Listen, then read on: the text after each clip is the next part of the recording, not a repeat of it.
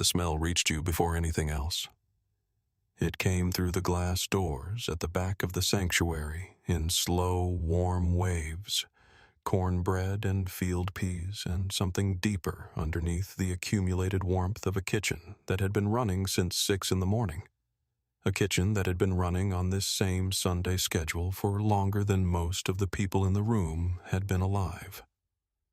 The fellowship hall at Bethel Covenant Church in Millhaven, Georgia, had fed people every Sunday after service for decades before Calvin Drue ever set foot in this building, and it would feed them today, and it would feed them on Sundays that were still years away from anyone's imagination. The kitchen was a fact about this place. It was as structural as the walls. The sanctuary itself held 412 people. They were arranged in pews that ran from the heavy wooden doors at the front of the building to the chancel at the far end, pews that had been built and set on a floor that was itself a record of what this congregation was made of. The floor had been replaced in 1999 with donated lumber laid board by board over 4 days in July by 112 people who showed up with tools on a Saturday because someone they trusted asked them to. The roof had gone on in those same 4 days. When Calvin Drue rebuilt this building, he did not do it alone, and the floor and the roof and the walls remembered that. They had the quality of things constructed by people who intended them to last. It was a Sunday in October. The light was the particular amber of an October morning coming through the stained glass on either side of the main doors and casting long, warm panels across the floor of the sanctuary. Outside, Millhaven was doing what small Georgia towns do on Sunday mornings in October. It was quiet and still, the streets nearly empty, the particular piece of a day organized around worship and rest. Inside Bethel Covenant, the pews were full. Roughly 2/3 of the congregation were women. A quarter of them were over 60. 31 of the 412 were children ranging from infants in arms to teenagers who had grown up in this building the way you grow up in a house not always aware of its dimensions but permanently shaped by them. In the third pew, from the front left side, Sister Ida Mae Garrett sat exactly where she had sat every Sunday for 51 years. She was 78 years old, and she had been a member of Bethel Covenant before Calvin Drue was born, before the 4 pastors who preceded him had come and gone, before the building had been rebuilt, before any of the structures that now defined this church existed in their current form. She had seen a great deal of history from this pew. She had her journal open beside her, as she always did, and she had already written the date and the scripture passage for the morning, as she always did before the service began. She was a small woman who sat very upright. Her pen was uncapped and ready. The man at the pulpit was 9 minutes into his sermon. He was 63 years old. He filled the pulpit the way certain people fill spaces not by being large, but by being entirely present, every cell of him oriented toward the room and what the room required. He was built from materials that do not soften broad through the shoulders, straight through the spine, a posture that was not practiced but permanent, the result of decades of standing before rooms where the quality of your bearing was part of the argument you were making. His hair was close-cropped silver at the temples, and his face was the face of a man who had carried significant weight for a long time without being crushed by it, lined not by age alone but by the specific burden of knowing what other people needed and spending 30 years trying to provide it. His dark eyes moved across the room when he spoke. They missed nothing. This was not a habit he had acquired at the pulpit. It was a habit he had acquired somewhere else a long time ago, and the pulpit had simply inherited it. His voice was a trained instrument, deep resonant, a baritone that had been shaped first in the specific acoustics of federal courtrooms and then refined over 3 decades in this sanctuary, and it reached the back row of Bethel Covenant without amplification, because he understood with the bodily knowledge of long practice how sound moves through a room and what a room requires of the voice that is filling it. He did not strain. He did not project in the way of someone compensating for inadequacy. He simply spoke fully, and the room received it. The sermon was on persistence. He had preached variations of it before because persistence was his subject, the thing he had lived longest and understood most deeply, the thread that ran through 9 years of federal court practice and 31 years of pastoral ministry, with an unbroken continuity that he could feel when he stood at this pulpit and opened this text. Persistence was not stubbornness. He had made this distinction before in different language in different years. Persistence was the willingness to continue doing the right work in the right way when the circumstances surrounding that work were hostile or indifferent or simply slow. He knew what that looked like from the inside. He knew its cost and its return. He had 2 pages of notes left when the front doors of Bethel Covenant opened and everything changed. The congregation did not know all of who he was. They knew he had been a lawyer. They knew he had left the law to take this pulpit. They did not know that on 2 separate occasions he had argued before the 11th Circuit Court of Appeals and won. They did not know the case numbers or the holdings or the specific arguments he had made in federal courts in Atlanta when he was young and certain and carrying the kind of ferocity that becomes over time through enough friction and enough patience, the quality they now called his calm. They did not need to know all of it. What they knew was enough. What they knew was everything in the way that the knowledge of a person's character is sometimes more complete than the knowledge of their resume. The fellowship hall kitchen was visible through the glass doors at the back of the sanctuary. On the wall of that kitchen at eye level to the left of the oven, mounted in a frame since the day it arrived, was a certificate. Georgia Code Section 26-2-370. The residential to commercial kitchen exemption for church fellowship meals. It covered food prepared and served exclusively to congregation members on church property as part of religious observance. Calvin Drue had obtained it in 2009. He had known about this exemption since 1991 because in 1991 he had argued the case that established how this statute applied Bethel Baptist Church of Decatur versus Millhaven County in his first federal court appearance, 28 years old staff counsel for the Georgia NAACP chapter. He had won. The holding was in the Georgia appellate record. The certificate was in the frame. The frame was on the wall.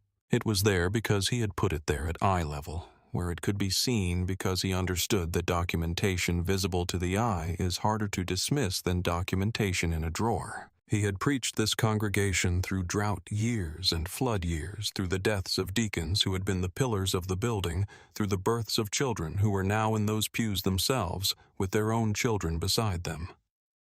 He had sat with families at 3 in the morning when they had nowhere else to go. He had stood in the fellowship hall kitchen and helped prepare food for people who could not afford to eat because the legal aid desk took the cases, but the fellowship hall fed the people who were waiting for those cases to resolve. He knew this community the way you know a place you have chosen completely, the way you know a thing when you have rebuilt it with your hands and watched it grow for 31 years, and understood in the full weight of that understanding that what you were building was not yours. It belonged to the people in it, and your job was to tend it well enough that it lasted longer than you. 9 minutes into the sermon, the front doors of Bethel Covenant opened. Sister Ida Mae Garrett picked up her pen. Officer Derek Pruitt was 34 years old, thick through the neck and shoulders, carrying himself with the specific confidence of someone who has not yet been in this uniform long enough to be corrected by anything it could not contain. He had been with the Millhaven County Force for 11 months. He had a warrant.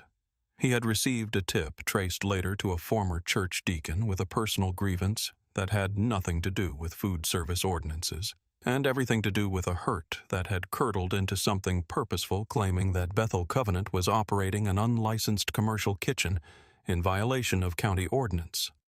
He had applied for and received a misdemeanor arrest warrant. He had added a second charge, obstruction, based on the informant's further claim that Drue had refused entry to a county inspector 6 weeks prior. He had chosen Sunday morning. He had arrived at 11:47 a.m., 9 minutes into the sermon.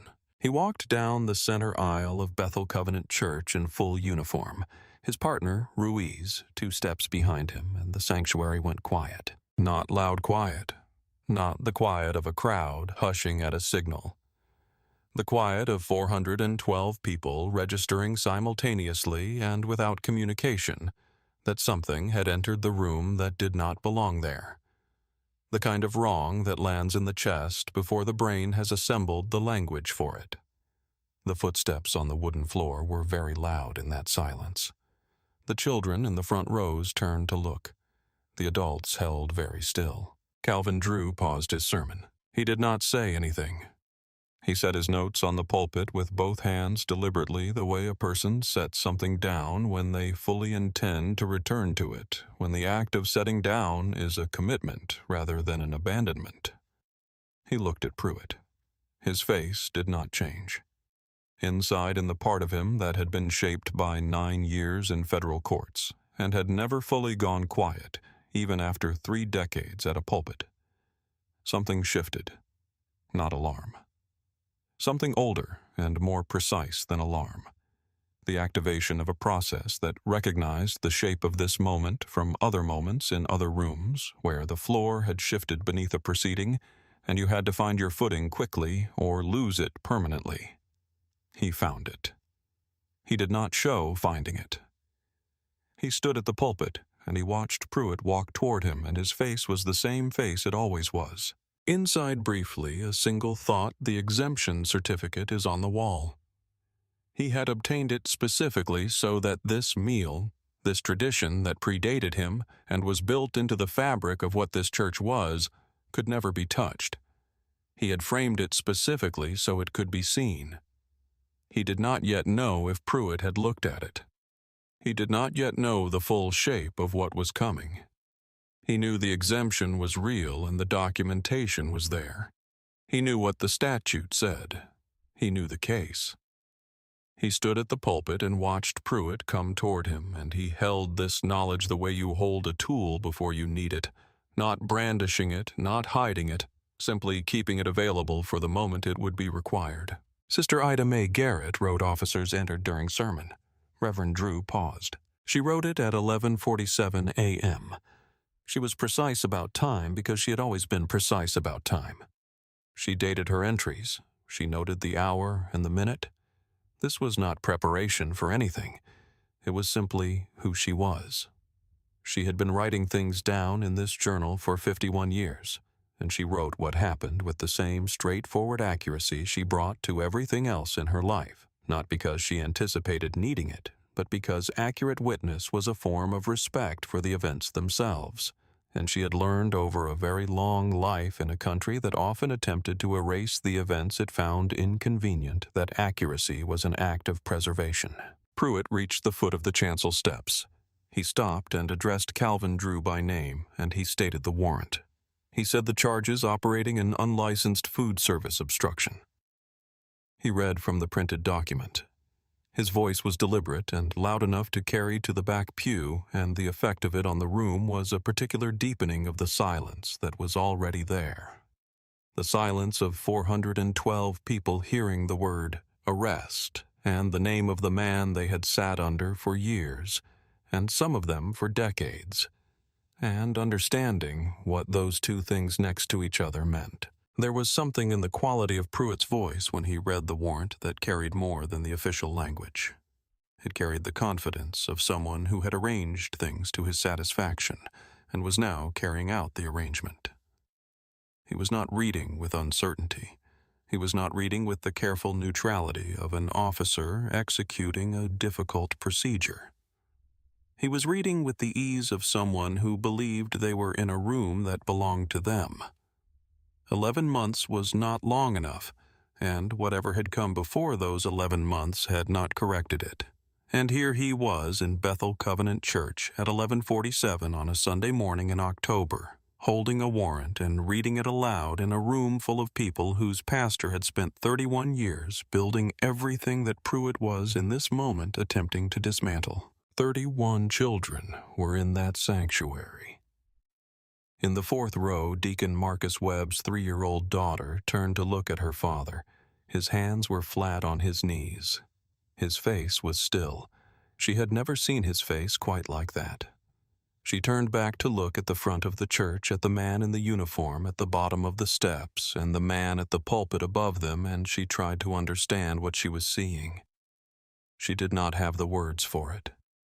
She looked at her father again. He did not look back at her.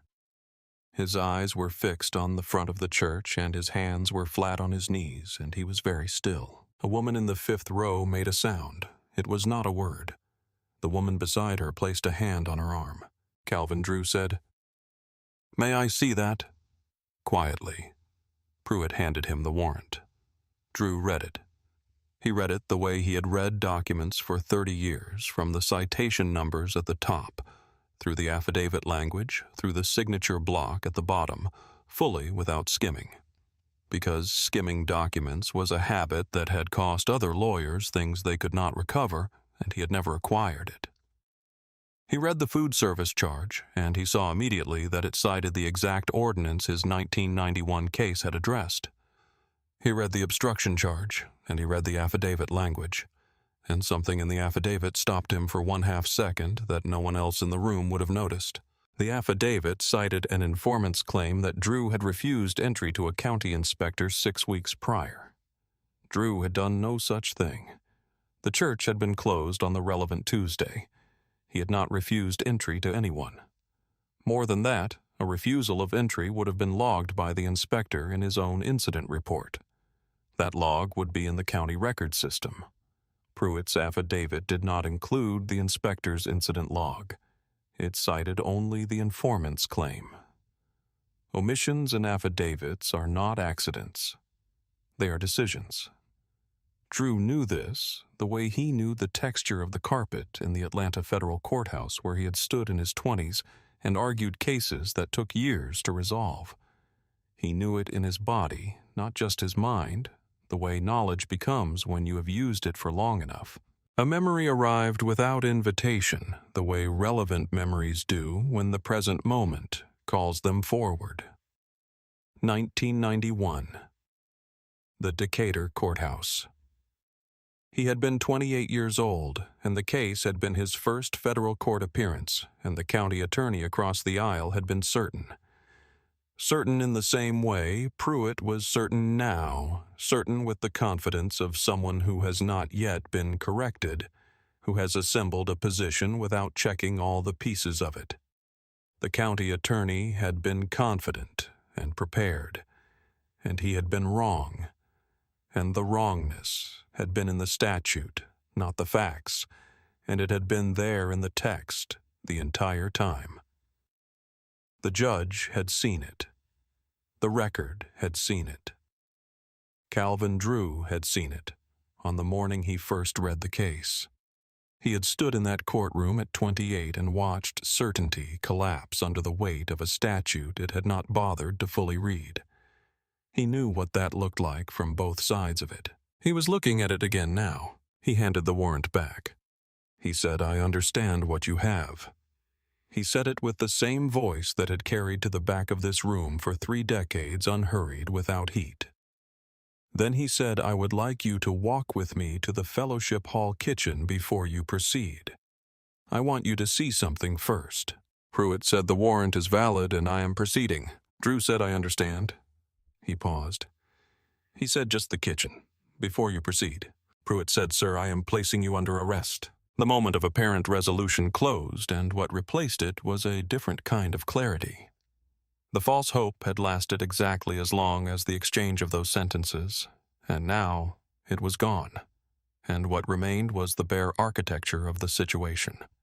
A valid-appearing warrant, a man intending to execute it, and the specific loneliness of being the only person in the room who knew that the whole thing was built on a foundation that would not hold. Drue had been in this position before. Not this exact position, not with handcuffs, not in his own church, but in the position of knowing something that others did not yet know, knowing it with precision and certainty, and being required to wait while events took their course before the knowing became useful. He had learned that patience in this situation was not passivity. It was the conservation of force for the moment it would matter. He stood in front of his pulpit. He did not step back. He looked at Pruitt, and he was entirely still. Pruitt moved toward him. What followed was slow in the specific way that significant things are. Slow, the seconds fully weighted, the room receiving every detail with the heightened precision of an audience watching something that cannot be undone. Pruitt turned Calvin Drue around. He placed Drue's wrists behind his back. He applied the handcuffs. The click of the metal was a small sound, a brief, mechanical sound, but it was the only sound in the room, and it carried in that silence with absolute clarity. And it reached the first 4 rows, and it reached every person in those rows, and it landed in each of them differently, according to what they carried in their history, and what this moment touched in that history. Some of them had history with handcuffs not their own, but their fathers, their brothers, their sons. Some of them had stood outside police stations on nights when they did not know what was happening inside. Some of them had sat in waiting rooms of courts with the particular kind of helplessness that comes from watching the machinery of an institution process someone you love. Some of them carried none of that personal history, but carried the collective history of a community that had seen this particular image, a black man being handcuffed in a place that was supposed to be inviolable enough times that it had become a wound that never fully healed between each new opening. The click of the handcuffs on Calvin Drue's wrists in Bethel Covenant Church on a Sunday morning in October landed in 412 different ways in 412 different bodies, and what it produced in all of them was the same stillness, the deep, deliberate, chosen stillness of people deciding how to hold what they are feeling, because the alternative is to be undone by it. A child in the congregation made a sound. It was not a word. It was the involuntary, undefended vocalization of a child encountering something they have no category for, something that has broken a framework they did not know existed until it broke the framework in which certain people were protected in certain places and certain actions could not happen in certain rooms. The sound was small. It was the smallest sound in the room. It was also, in some ways, the most precise account of what was happening. A woman behind Sister Ida May said something under her breath that was not a word but was understood by everyone around her. Calvin Drue's voice after the handcuffs closed, he said to no one in particular, and to everyone present, "It is all right." He said it with the same voice, the exact same baritone, the same lack of strain, the same quality of full presence. In the words, the voice of the pulpit, unchanged by the fact that his wrists were now behind his back, and a uniformed officer was standing close behind him. He said it, and it was not performance. It was not the false reassurance of a frightened man reaching for comfort. It was a statement of fact, delivered by someone who had looked at the situation and understood its full dimensions, including the dimensions that were not yet visible to anyone else in the room. It is all right was not, this is pleasant. It was, I know what this is, and I know where it ends, and you do not need to be afraid. Pruitt did not know what to do with that. He had constructed a mental map of how this would proceed. He had planned for a deacon coming forward. He had a prepared response for that. He had considered vocal protest. He had considered someone calling out, or someone moving toward him, or the elevated emotional pitch of a congregation that had just watched its pastor be placed in handcuffs. He had not considered this the pastor in handcuffs speaking to 412 people in the voice of someone who is not afraid, telling them it is all right. He had not considered the specific quality of the silence that followed it. He moved. First, he walked Drue to the fellowship hall to confirm the alleged violation. He stood in the doorway of the kitchen, and he looked at the room. At eye level to the left of the oven in its frame was the exemption certificate. It was the first object at eye level on the left wall. It was mounted exactly where Drue had mounted it 16 years ago, at eye level, specifically because documentation at eye level is documentation that gets seen. Pruitt looked at it. He took out his phone. He photographed it. He stood for a moment with his phone still in his hand, looking at the certificate, at the official seal, at the code number, at the signature, and then he put his phone back in his pocket. He did not say anything. He walked back to the sanctuary. Pruitt stood in that kitchen doorway for a moment longer than he needed to. The kitchen smelled of cornbread. The oven was still warm, the food that had been prepared since 6 that morning, the fellowship meal that was scheduled for after service, the meal that was the whole basis for the warrant he was holding. The smell of it was in the room, the same smell that had been in the sanctuary from the beginning of the morning, the smell that was as much a part of Bethel Covenant on a Sunday as the pews and the stained glass. He had come to this kitchen to confirm a violation. What he had found was a framed certificate that said there was no violation. He had photographed it. He would deal with the implications later. He put his phone away. He did not know that the statute on that certificate had a case behind it. He did not know the case number or the year or the attorney of record. He did not know that the warrant in his hand cited the exact ordinance that case had addressed, and that the holding of that case had made the charge in his warrant impossible to sustain before he had even typed the warrant language into the system. He did not know any of this because he had not looked. He had looked at the informant's claim, and he had looked at the ordinance text, and he had not looked at the exemption registry, which would have shown him a certificate in the registry since 2009, and he had not looked at the inspector's incident log, which would have shown him a Tuesday visit and a closed building and no refusal. He had not looked because looking would have removed the warrant, and he wanted the warrant, and sometimes people who want something badly enough arrange their looking accordingly. He walked Calvin Drue back to the sanctuary. He walked him to the center aisle. He positioned him facing the back doors. This was the last moment before the room changed. The sound came first. Not a word. Not a voice. The sound of 412 people rising from pews simultaneously. The sound of wood, of the specific creak of pew seats pivoting upward on their hinges, multiplied by 206 all at once in the compressed space of 2 seconds. The sound of 412 pairs of feet on the wooden floor of Bethel Covenant Church, a floor laid by 112 people with tools on a Saturday in July, and now receiving the weight of 412 people who were standing on it in silence at 11:49 a.m. on a Sunday in October. The sound of a room rising, and then silence. Calvin Drue heard it, and he knew immediately what it was. He was facing the back doors. His hands were bound behind him. He could not see his congregation. He heard the sound of them rising, and he stood completely still, and he let the knowing of it move through him. He had told them this once, 30 years ago, in his first year at this pulpit, still learning the grammar of a congregation after 9 years of learning the grammar of courts. He had been standing at this same pulpit in a room with far fewer people in it 47 when he arrived, growing slowly through those early years, and he had found a moment to explain something that mattered to him. He told them the law has always understood that witness is a form of power, that presence changes what a proceeding is, that if you stand in a room where something wrong is happening, and you stand as yourself, visible, identified, present, you become part of the record. You become the record. He told them, if you ever see something wrong happen in this building, stand up.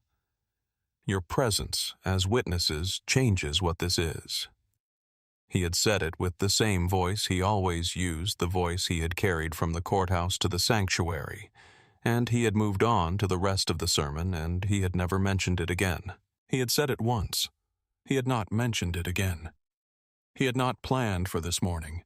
He had not had time to plan anything. He had set his notes on the pulpit and read a warrant and asked for 5 minutes to look at a kitchen wall, and when that was refused, he had received handcuffs and said, "It is all right." He had said it and meant it, and had no idea what was about to happen behind him, and they had risen. They had remembered for 30 years what he said once. They had held it the way congregations hold things that are true and practical and given to them with care, not as a slogan, not as an abstraction, but as a tool, as information that belonged to them. And now, without a signal, without a word from him, without any instruction or prompt or gesture on his part, they had used it. 412 people ranging in age from 3 to 91 had risen from their pews and were standing in silence in the place they had come to every Sunday of their lives witnessing. Sister Ida Mae Garrett wrote, "The congregation rose. All of them." She wrote it at 11:49. She did not write that anyone told them to stand. She did not write that anyone signaled them or gestured or gave any instruction. She wrote what happened. She had been writing what happened for 51 years, and she knew the difference between what happens and what is caused to happen, and what happened was the congregation rose. All of them. The entry was 2 sentences. It was at that moment the most accurate account in the room of what had just occurred. Pruitt turned around. He was standing at the front of the sanctuary. Calvin Drue was in handcuffs in front of him. Ruiz was at the side door. Pruitt turned around and he saw 412 people standing in silence looking at him. Not at Drue. At him. Every pew from the chancel to the back doors. Every row. Every seat. The 3-year-old daughter of Deacon Marcus Webb was standing on the pew seat beside her father holding his hand, looking at the front of the church with the complete, uncomplicated gravity of a child who does not have all the words for what she is seeing, but has understood enough to stand. She was the smallest person standing. She was holding her father's hand, and she was not crying. She was looking at Pruitt with a child's absolute directness. No one had spoken. No one had moved toward him. No one was shouting or pushing or doing anything that gave him a procedural category to reach for. They were standing. They were witnessing. They were exercising the exact right that Calvin Drue had described to them 30 years ago in a sermon he had given, and never repeated a sermon most of them might not have been able to quote, but which had apparently lodged itself somewhere deeper than quotation, somewhere in the place where you store things you might need. Pruitt looked at Ruiz. Ruiz looked at the congregation. The 2 of them stood at the front of Bethel Covenant Church and said nothing. There was nothing to say. There was no protocol for 412 silent standing witnesses who were doing nothing that could be characterized as interference or obstruction or threat. They were simply present. They were simply visible. And their visibility, Pruitt would understand later in the specific way that things become understood only after they have fully arrived, was going to matter more than anything else that had happened in this building today. Nothing in 11 months on the Millhaven County force had prepared him for this. He had executed warrants before. He had made arrests in public places, in front of witnesses, in front of people who were unhappy about what they were seeing. He had never been in a room where the witnessing had this quality, organized, trained, deliberate in its silence, rooted in something he did not know about and could not counter. The congregation rising was not improvised. It was remembered. And the difference between those 2 things was everything. Improvised protest can be managed. It can be categorized, responded to, dispersed. There are protocols for a crowd that is upset. There are no protocols for a congregation that has been waiting 30 years without knowing they were waiting to do exactly this, to stand in exactly this silence, to be exactly this kind of witness, to exactly this kind of wrong. Pruitt had walked into a room that had been quietly prepared for this moment for 3 decades by a man who could not have known the moment was coming, and the preparation had held. He kept his face neutral. He was professional enough for that. He took Calvin Drue by the arm. He walked him down the center aisle toward the back doors. The congregation did not move. They stood as Pruitt and Drue moved down the aisle, every face turned inward toward the center of the room watching. They did not close in. They did not interfere. They held the aisle clear, and they stood on either side of it, and they watched the man who had led this church for 31 years walk through the room with his hands behind his back. Some of them had been here for all 31 of those years. Some of them had been children when he arrived and were parents now. Some of them had brought their cases to the legal aid desk and had kept their homes or their custody arrangements or their employment because of what that desk made possible. They stood in their rows and they watched, and they were silent and they were present. Calvin Drue walked down the center aisle of Bethel Covenant Church with his hands behind his back, and he looked straight ahead at the main doors. He kept his posture the way he always kept his posture. He had walked through difficult rooms, before rooms where the outcome was terrible, and the only thing he controlled was how he carried himself through them, and he had learned that the quality of your bearing in those moments is not nothing. It is testimony. It is a form of argument made without words available to anyone who is watching, and 412 people were watching. He kept his spine straight. He kept his chin level. He walked. The doors closed behind him. The congregation did not sit. They stood in silence for 45 seconds after the doors closed. No one spoke. No one moved toward the doors. Sister Ida Mae Garrett stood with the rest of them, her journal in her hand, and she did not write anything in those 45 seconds. She was not thinking about what to write. She was standing as she had always stood when standing was required in the third pew from the front left side, where she had stood through whatever this church required of her for 51 years. She stood and she waited for the silence to complete itself. Then they sat down, the clock that was running. The clock that Calvin Drue knew in full, and most of the congregation did not, had 22 days left. The Georgia Association of Black Churches licensing review was coming. Bethel Covenant's Community Ministry Certification, the certification that allowed the legal aid desk to operate under the association's umbrella nonprofit license, came up for renewal in 22 days. The renewal clause was plain a criminal charge pending against the senior pastor at the time of renewal triggered automatic suspension pending resolution. 8 families had active cases. One family had a housing eviction hearing scheduled for Monday morning. The Colbert family had lived in the same house in Millhaven for 19 years. Their case was fully prepared. Calvin Drue had reviewed the file himself. He knew the facts and the law and the hearing time. He knew all of it, and now he was in the back of a police vehicle, and the clock did not pause for that. The transport was quiet. He did not speak. He was processed at Millhaven County lockup. His personal effects were taken. He was placed in a holding cell. He asked the processing officer one question, "May I make a phone call?" The officer said yes. He made one call. Attorney Sheila Fontaine handled the legal aid desk cases. She answered quickly. He did not waste the call on comfort or context. He said the food service charge will not hold. He said, look at the exemption certificate in the Fellowship Hall kitchen. And then he said, find Bethel Baptist Church of Decatur versus Millhaven County 1991 in the Georgia Appellate Archive. Look at the attorney of record for the petitioner. She was quiet for a moment. Then she said, I know that case. He said, I know you do. He said it without satisfaction and without urgency, the way you confirm something that has always been true. Then he told her about the obstruction charge. He told her about the inspector's incident log, about the affidavit's omission of it, about where to find the log in the county records system. He told her it would be there because it was always entered. He told her it would directly contradict the warrant.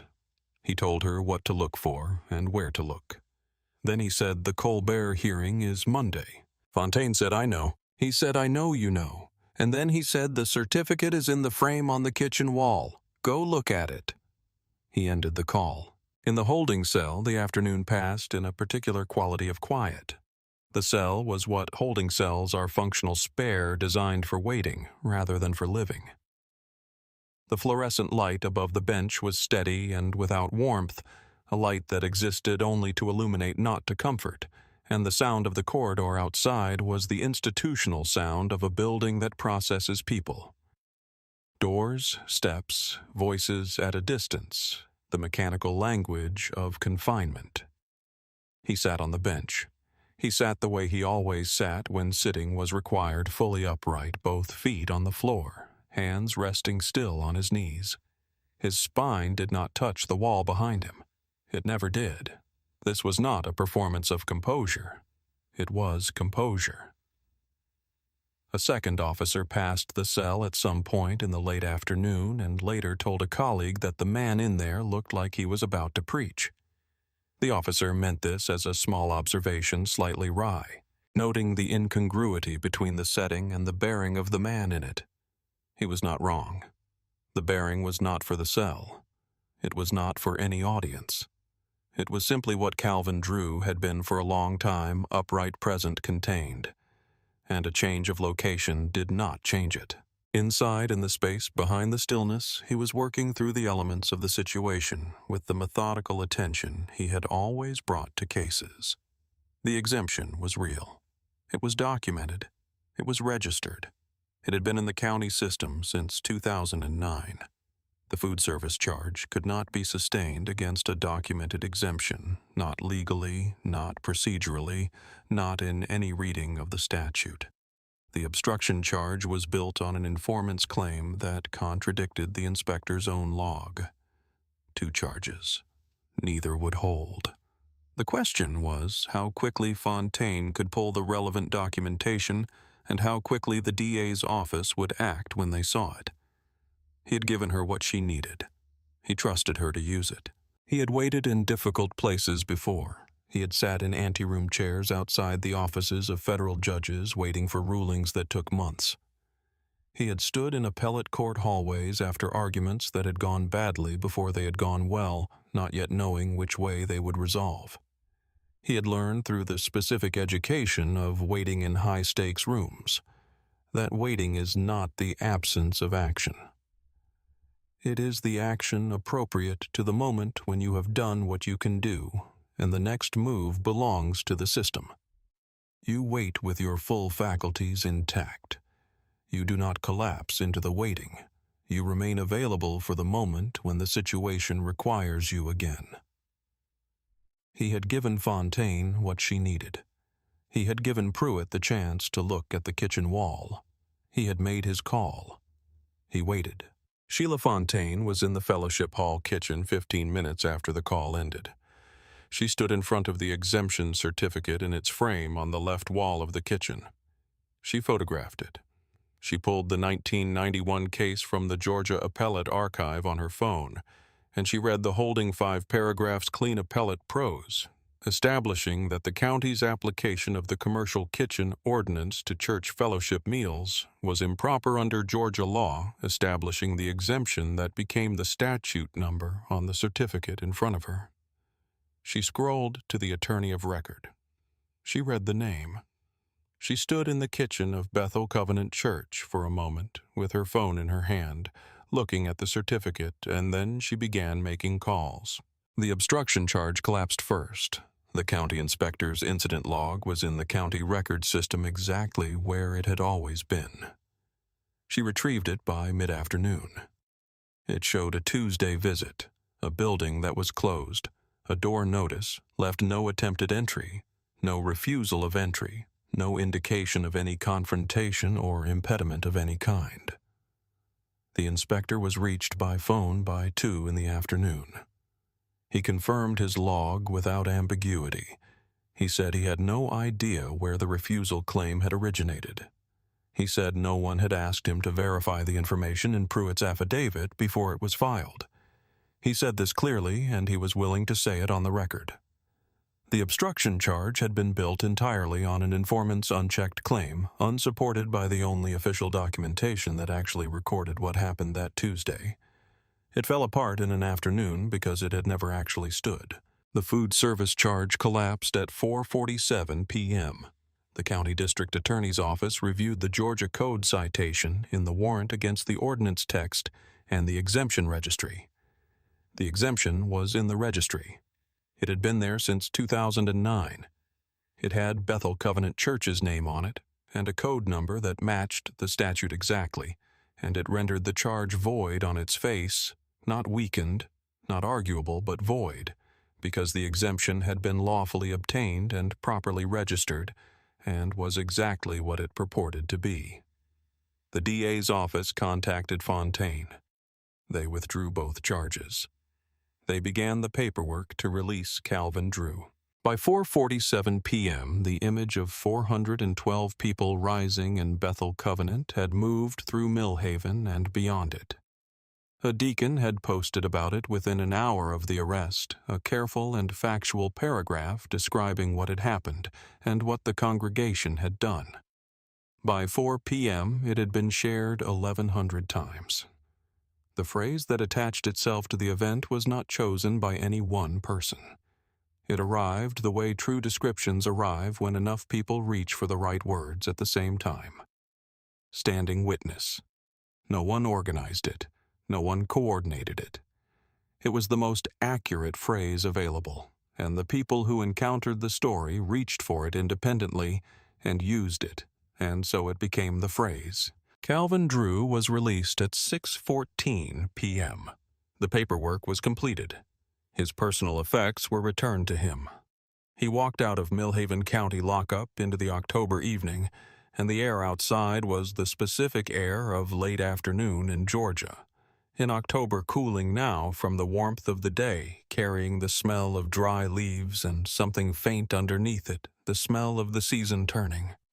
Deacon Marcus Webb was in the parking lot. He had been there for a while. His 3-year-old daughter was in the back seat of the car asleep, her small face completely still against the car seat in the particular total surrender of a sleeping child. Webb stood by the car when he saw Drue coming out, and he said nothing. He simply opened the passenger door. Drue got in. Webb drove toward Lanier Street without speaking. He understood that silence after something like this is a form of respect, not the absence of something, but the presence of something, acknowledgement, care. The recognition that the person next to you needs the quiet that comes after a long day in a difficult room. The October evening had settled over Millhaven. The streets were lit and empty, the Sunday evening quiet that follows the Sunday morning's activity. They drove through it without words, and Drue looked out the window at the streets he had driven for 31 years, the streets his congregation lived on, the houses where the families with cases on the legal aid desk woke up in the morning, and the corner of Lanier and Fifth was ahead of them, and the church building was there, where it always was. At Lanier Street, Drue said, "How is Colbert?" Webb said. Fontaine called. "The hearing is still Monday. Everything is intact." Drue said, "Good." He was looking at the church building through the windshield at the lights in the fellowship hall still on at the shape of the building he had rebuilt with 112 people in 1999. Then he said, "The exemption certificate is still on the wall." Webb said, "Yes, sir." Drue said it should stay there. He said it with the flat certainty of someone who has decided something and is not announcing a decision so much as noting a fact that has already been settled. The certificate had been there for 16 years. It would stay there. It had done what it was placed there to do. Webb stopped the car. Drue got out. He walked through the main doors of Bethel Covenant Church at 6:22 p.m., and he stood just inside the doorway for a moment. He did not move immediately. He stood in the entry and let the building settle around him. The smell of it, which was the smell of cornbread, faded now to the remnant of cornbread. The particular warmth of a room that had held many people and had been aired out and cleaned, but still held the trace of that warmth in its walls. the smell of old wood and polish, and the specific accumulated fragrance of a building that has housed decades of Sundays. He had rebuilt this building once. He knew its dimensions not as measurements, but as memory. He knew where the floor had a particular sound underfoot near the third pew on the left. He knew the way the light fell through the stained glass at different hours. He was inside the building that he had been inside every Sunday for 31 years, and the quality of the silence was different from the silence of the holding cell, and different from the silence of the transport, and different from any silence he had been in today. It was the silence of a place that had been used today and was now at rest. The fellowship hall was clean. The meal had been served at the hour it was always served.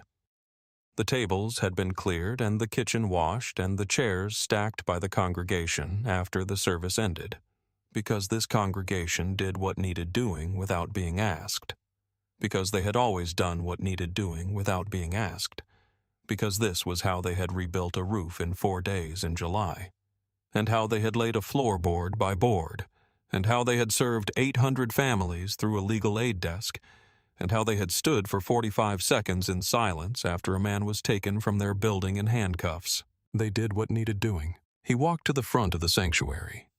The lights were on. He walked down the center aisle, the same aisle he had walked down in handcuffs 6 hours ago, and it was the same floor and the same pews and the same amber light and the same room. It had always been unchanged by what had happened in it today. Because rooms do not change the way people change, they absorb things and hold them, but they continue, and the continuity of the room was something he needed to feel just now. He stood at his pulpit.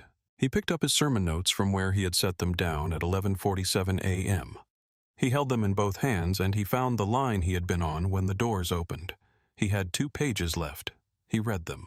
He read them standing at his pulpit in an empty-lit sanctuary in the October evening, working through the text with the same quality of attention he had brought to it that morning, the same deliberate engagement with the argument he had been building, because the argument was sound and the work was real, and the fact that he had spent part of his Sunday in a holding cell did not change either of those things. He read through to the end. He set the notes down. He turned off the pulpit light. He went home. The Georgia Association certification renewal was not triggered. No suspension. The certification remained intact. 8 families kept their representation. 1 family had a hearing on Monday morning. The Colbert hearing was Monday. Sheila Fontaine appeared as attorney of record at 8:30 a.m. on Monday morning. Luther Colbert was 51 years old, 2 years older than the Millhaven County housing proceeding that had been threatening to remove him from the house where he had raised his children for 19 years. He sat in the courtroom with his wife and his oldest son, and he watched Fontaine lay out the case with the particular precision of someone who is prepared thoroughly and believes in what she is arguing. The hearing took 40 minutes. When it was over, the family kept the house. The certification under which the Bethel Covenant Legal Aid Desk operated had not been suspended. The 8 families with active cases still had representation. Everything that had been protected was intact. Outside the courthouse afterward in the Monday morning light, Luther Colbert turned to Fontaine and said, "Tell Reverend Drue thank you." She said he knows.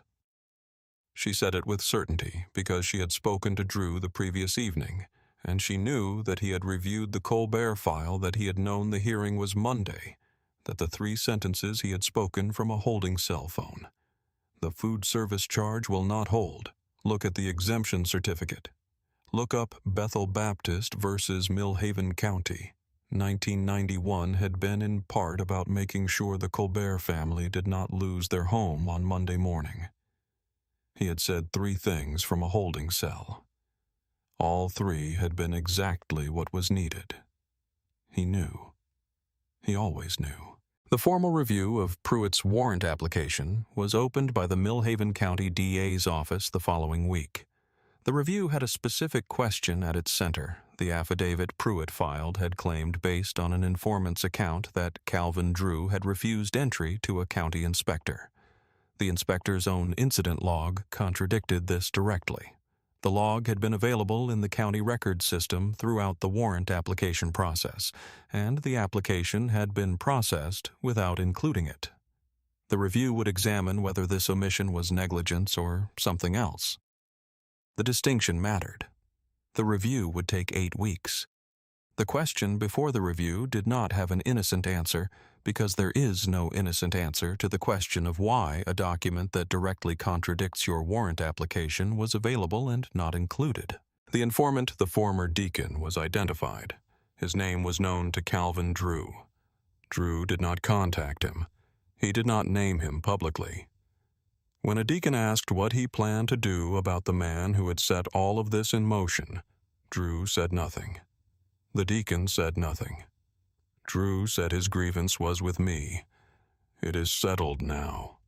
Let it be. He said this without contempt and without the studied performance of magnanimity. He said it as someone who had genuinely looked at the situation and reached a conclusion about what the appropriate response was. And the conclusion was that some things complete themselves, and adding to them only reopens something better left closed. The deacon looked at him. Then he said, "Yes, sir." Sister Ida Mae Garrett's journal entry. 2 sentences written at 11:47 and 11:49 on a Sunday in October was submitted to the Millhaven County Law Enforcement Oversight Board as a sworn exhibit in Calvin Drue's formal response to the incident. Fontaine submitted it without annotation. She did not explain it or contextualize it or argue for its significance. She submitted it as written 2 sentences in the handwriting of a 78-year-old woman who had been sitting in the same pew for 51 years and who had written down what she saw with the precise, unhurried accuracy of someone who understood that what she was seeing mattered, and that accuracy was the only form of preservation that would survive the distance between this moment and whatever came next. Fontaine told the board the submission speaks for itself. She was correct. The next Sunday, Bethel Covenant held its service at 11:38 a.m. The fellowship hall kitchen was running. The smell of cornbread was coming through the glass doors at the back of the sanctuary, the way it always came through the glass doors at the back of the sanctuary. The same smell, the same hour, the same warmth coming through the glass from the kitchen that had been running since 6 that morning. Sister Ida Mae Garrett was in her pew. 3rd row left journal open. She wrote the date. She wrote the scripture passage. She did not write anything else until after the service, which was the normal order of things, the order she had maintained for 51 years, the order that did not require adjustment. Calvin Drue stood at his pulpit. He did not mention the arrest. He did not mention Pruitt. He did not mention the congregation rising or the handcuffs or the holding cell or the exemption certificate or the case from 1991 that had been in the appellate record for 35 years, waiting to be relevant. He did not mention the Colbert hearing or the 8 families or the 22-day clock that had run its course. These were not the text. The text was persistence. He had 2 pages of notes left from the previous Sunday, and he worked through both of them fully in the same voice at the same pace, because the argument he had been making the week before was a sound argument, and it deserved to be finished. When he reached the last line, he set the notes down. He looked out at his congregation. 412 people in the Colbert family who had come because Luther Colbert wanted to be somewhere that felt like itself on the Sunday, after the week they had all been through. Somewhere that had not been changed by what had tried to change it, somewhere that felt the way it was supposed to feel. Drue looked at them. He said, "Where were we?" The congregation answered the way they always answered here. If you have stayed with this story to the end, take a moment to like this video and subscribe to this channel. Stories like this one about people who built things that lasted and who stood inside the testing of those things without flinching are what this channel is for. Subscribe and turn on notifications so you do not miss the next one. They keep coming. The fellowship meal was served at 1:15. 412 people in the Colbert family. Chicken cornbread field peas. The kitchen had been running since 6 a.m., the same as always. The food was what it was supposed to be. The room was warm. Nobody went home hungry. On the wall of the fellowship hall, kitchen at eye level, to the left of the oven in its frame, where it had been since the day it arrived and where it would remain, the exemption certificate held its place. Georgia Code Section 26-2-370. It was not decorative. It had never been decorative. It was documentation placed at eye level by someone who understood that documentation placed at eye level is documentation that gets seen by inspectors and by officers and by anyone who enters that kitchen and looks at the wall and sees a framed certificate and understands what a framed certificate means. It had waited 16 years. It had not needed to do anything except be there. That is what preparation looks like most of the time. Not action, but presence. Not performance, but position. The willingness to put the right thing in the right place and leave it there at eye level where it cannot be missed for however many years it takes, until someone finally walks through the door who needs to see it. Some things are built to outlast the people who try to move them. The only requirement is that someone at the right moment had the foresight to build them and the patience to wait.